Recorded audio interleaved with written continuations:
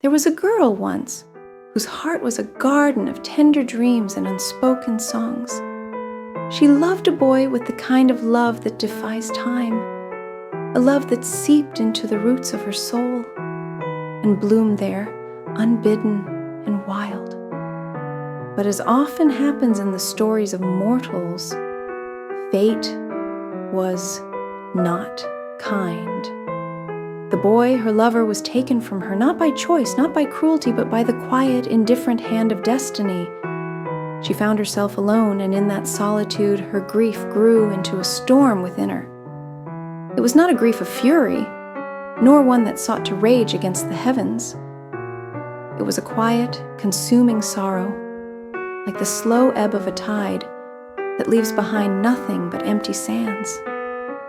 It hollowed her from within, and she became as a shadow of herself, moving through the days like a ghost. Every evening, as the sun began its descent, she would wander to the riverbank, a place where the world seemed softer, gentler. There, beneath the bare trees and the fading light, she would sit by the still waters, her tears mingling with the reflection of the sky. The river became her only confidant, its quiet murmurs the only answer to her unspoken questions. The villagers whispered of her, for her sadness seemed to seep into the very land. "Look how the rain avoids the sky," they said, as if her grief hath stilled even the heavens.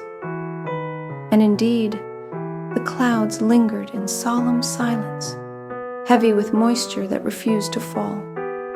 The earth, too, seemed to mirror her anguish.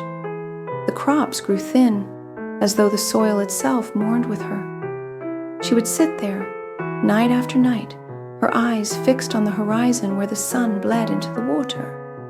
In her hands, she held a small trinket, a locket he had given her, its surface worn smooth from her touch. Inside was his likeness, drawn with care, and a lock of his hair, faded but still fragrant with the memory of him. One evening, as the golden light of the setting sun painted the trees and river in hues of fire, she spoke aloud, her voice breaking the stillness for the first time. "If only I could hold thee once more," she said. "If only I could hear thy voice, feel thy warmth. Thou art gone, and yet thou art here, in every tear I shed, in every breath I take." Her tears fell into the water, creating ripples that spread outward, as if the river itself wept with her. She sat there until the stars emerged, silent witnesses to her pain. But the night, in its stillness, offered no answers, only the quiet hum of existence.